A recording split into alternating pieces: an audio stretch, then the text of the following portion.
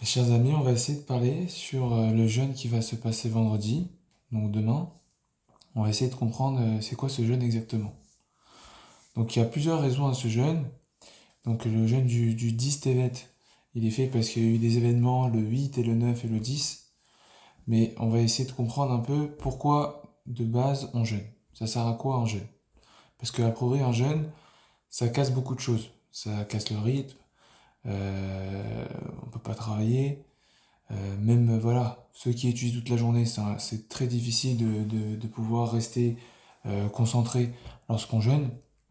Donc essayez de comprendre pourquoi on jeûne, c'est quoi l'utilité, à quoi ça sert. Alors le Rambam il dit que le jeûne sert à se repentir, à faire tchouva. Alors pourquoi? Pourquoi ça me permettrait de faire tchouva? Alors il y a une raison technique et une raison un peu plus profonde. Donc une raison technique qui est très simple, c'est que le jour d'un jeûne, eh ben, on va prendre le temps qu'on est censé manger et on va se remettre en question.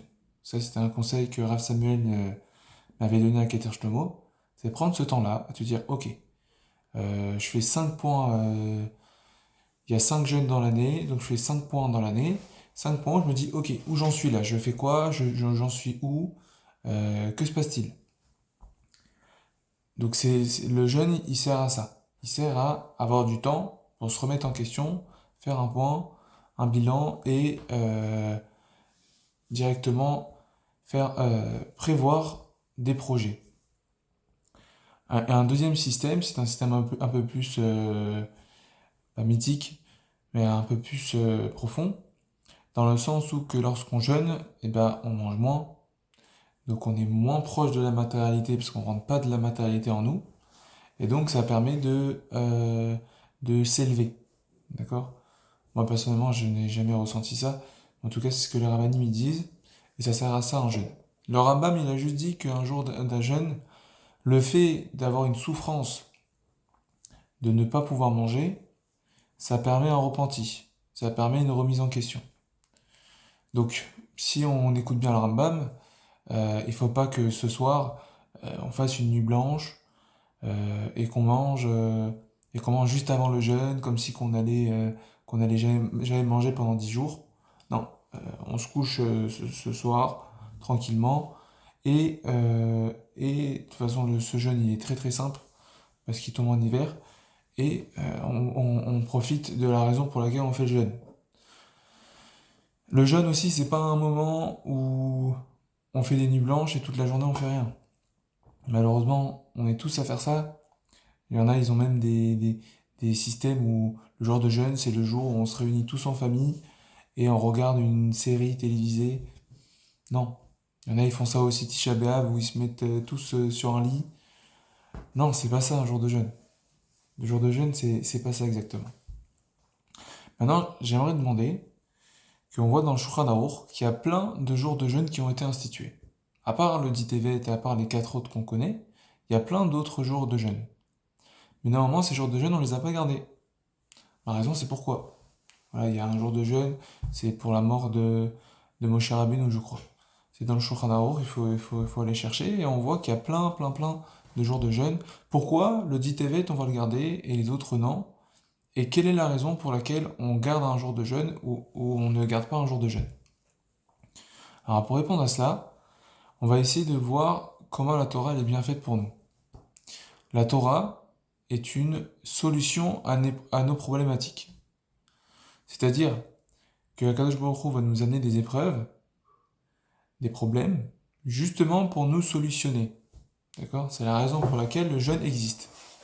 Donc c'est-à-dire que tous les problèmes que nous vivons sont faits à juste mesure, sont faits exactement pour chacun, justement pour solutionner ces problèmes. Exemple, quelqu'un qui est flemmard, d'accord? Eh ben, on va lui faire des situations où il peut être flemmard, ou des situations où il doit surmonter sa flemme. Pareil, quelqu'un qui a beaucoup de ta'avot. Pareil, avec quelqu'un qui est pas Bessimcha. On va lui faire des situations, justement, pour qu'il travaille sur ça. Et donc on comprend par là que toute la Torah est faite pour nous, pour nous changer, mais surtout un point important, c'est que si on nous met une épreuve, si on nous dit une loi dans la Torah, c'est parce qu'on est capable de la faire. Parce que sinon, la Torah ne donnerait pas cette loi.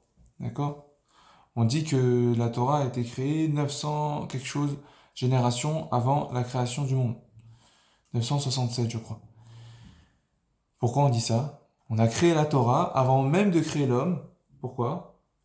Et la Torah, elle est anti-temps, parce qu'elle est là pour solutionner l'humain. On dit Barati et Tserara, Barati Torah Terra Tavlin. Donc les problèmes qu'on a sont faits en règle générale par le Yetzirara. Donc Hachem il dit j'ai créé le Yetzirara et j'ai créé la Torah comme remède. Donc on comprend que la Torah est une solution contre nos problématiques. Mais surtout le point important à comprendre, c'est que la Torah a cette capacité, et les épreuves que nous vivons dans la vie, donc toute la réalité, est faite à juste mesure pour nous, et est faite de telle sorte à que si j'ai cette épreuve devant moi, c'est que j'en ai les capacités de la surmonter.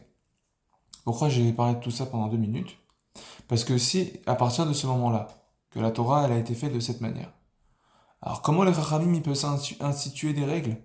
Venir nous dire non, tu peux pas faire ça parce que de peur que, ou instituer des décrets qui des fois ils ont aucun sens.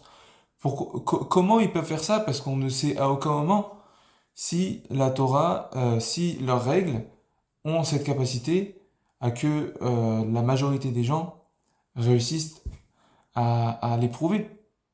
Donc je me réexplique un peu plus clairement.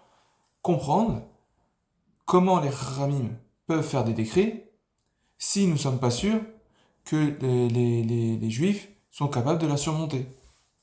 Comment c'est possible? Parce qu'on a dit que la Torah et toute la réalité est faite pour qu'on puisse la surmonter et est faite à juste mesure, justement. Donc il faut comprendre pourquoi. Il faut comprendre comment les Chaim peuvent faire ça. Alors justement, ils peuvent le faire à condition que leur décret soit accepté par la majorité des personnes qui sont et qui commencent le décret. C'est-à-dire, par exemple, il y a marqué que Yain Akum, donc le vin d'un non-juif, on n'a pas le droit de le boire. D'accord? Parce que c'est Avodazara, parce qu'on ne veut pas mélanger nos enfants ensemble, et donc ça évite une sorte de proximité. Ça, c'est un décret.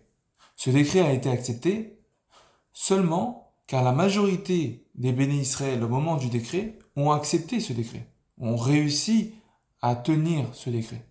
Si on n'a pas cette capacité de tenir, le décret il ne tient pas. Et ça, je trouve ça incroyable dans la Torah. Il y en a qui disent, ouais, c'est une dictature. Non, regarde, la Torah, elle est faite de telle sorte à que si la majorité suivent les décrets rabbiniques, eh ben c'est bon, ça marche. Alors attention, je mets bien un warning, si la Torah elle-même, pas les rabbinim, la Torah elle-même nous a dit un décret, il n'y a pas besoin de la majorité des gens. Non. La Torah, si elle dit quelque chose, il faut le faire. Pourquoi? Parce que la Torah, c'est Akadosh Baruch Hu qui l'a créée, donc automatiquement, il sait que c'est fait pour tout le monde et pour toutes les générations. Et à ne pas dire que, oui, ça c'est pour les générations de l'époque, maintenant c'est différent. Non, ça je ne connais pas. La Torah, elle est anti-temps, donc on est capable de la surmonter à n'importe quel temps. Donc, je vais donner un exemple où un décret a été fait par les Chachamim, et comme la majorité des gens n'ont pas réussi à la respecter, alors on ne l'a pas continué. C'est le décret sur l'huile. De la même manière que sur le vin, on a interdit, de prendre le vin des Goïm. Pareil, on avait dit la même chose pour l'huile. On avait dit aussi pour autre chose, mais j'ai oublié. Et l'huile, ça n'a pas été respecté. C'est-à-dire qu'ils n'ont pas réussi à suivre la règle. Donc le décret s'est annulé automatiquement. Pourquoi je parle de tout ça? Pourquoi j'ai pris 4 minutes pour parler de tout ça? C'est que si il y a plein de jours de jeûne, et que le jour du jeûne à Sarah Betevet, on le tient, et on le tient même encore aujourd'hui, et s'il tombait Shabbat, on l'aurait fait aussi Shabbat, et il faut comprendre pourquoi. Parce que, pourquoi ils ont tous tenu cette règle? Pourquoi la majorité des Juifs ont tenu ce jeûne au moment du décret. Et pourquoi maintenant nous sommes obligés de le tenir. Il y a eu plusieurs événements ce jour de jeûne, dont 2 événements qui sont importants. Le fait que ça a commencé une galoute, d'accord? Une vraie galoute a commencé à partir de ce moment-là. Et aussi, quelques jours avant le 10 Tevet, il y a eu le fameux moment où on a traduit la Torah en grec. Bon, d'accord, on va faire un jeûne parce qu'ils ont créé Google Traduction avant. C'est quoi le problème? Le problème étant qu'on a mis au même stade la science et la Torah. On a voulu mettre exactement à la même manière, donc ça veut dire que dans une bibliothèque, on pouvait avoir une Bible et on peut avoir un livre de mathématiques à côté. Et ça, c'est la pire chose, parce que ça montre une vision de la Torah qui est totalement erronée. Et c'est ça qu'on a voulu, et c'est la raison pour laquelle on jeûne. On jeûne pourquoi? Parce que la Torah, c'est pas juste une science, c'est une façon de vivre. C'est pas juste un livre de Marc Aurèle qui explique le stoïcisme. Non. La Torah, c'est un système qui permet de vivre d'après la meilleure vie possible, mais surtout c'est un système qu'Akadosh Baruch Hu a créé avant même de créer l'homme. Il a créé un remède, il a dit, ok, maintenant que j'ai créé le remède, eh ben, je vais créer quelque chose qui fait des problèmes à l'homme. Et là, je vais créer les Tsara. Et donc la Torah est quelque chose de totalement différent. Et on jeûne justement pour marquer le coup et dire, attention, la Torah c'est très différent. Faut pas comparer à n'importe quoi. Pareil, on jeûne parce qu'on va en galoute, et en galoute ça veut dire que on ressemble un peu à tout le monde, on a un peuple à part entière. De la même manière qu'il y a un État allemand, et ben il y a un État israélien. C'est exactement le même système. Si on réfléchit que comme ça, en disant que il y a plusieurs pays, dont les Juifs, dont un pays des Juifs, et c'est justement la raison pour laquelle on jeûne. On ne veut pas réfléchir comme ça. On veut dire qu'on est différent. Le but, c'est pas de se différencier. Le but, c'est de garder le fait qu'on est différent. Alors on peut dire peuple élu, de Béné Israël. Moi, je rentrerai encore une fois pas là-dedans. Mais c'est qu'on est différent. On peut pas vivre exactement de la même manière. C'est-à-dire, on peut pas vivre comme si on était en galoute, en suivant toutes les modes, en suivant toutes les trends qu'il y a sur les réseaux sociaux. Mais il faut vivre par rapport à ce qu'on est en tant que juif. Alors vous allez me dire, mais de quoi tu parles? Et pour ça, il faut étudier. On n'a pas le choix. Il faut étudier, et encore une fois, c'est pas sur YouTube qu'on apprendra la Torah. Il faut étudier avec des rabbinim compétents, des rabbinim qui sont autour de vous, et essayer de comprendre ce monde de Torah, bien qu'il y a des choses des fois qui peuvent repousser, mais comprendre qu'on est différent, et donc il faut chercher qu'est-ce qu'on est exactement, quelle est notre identité, quelle est notre culture, qui sommes-nous exactement. Et c'est ça que ça résume la Sarah Betevet.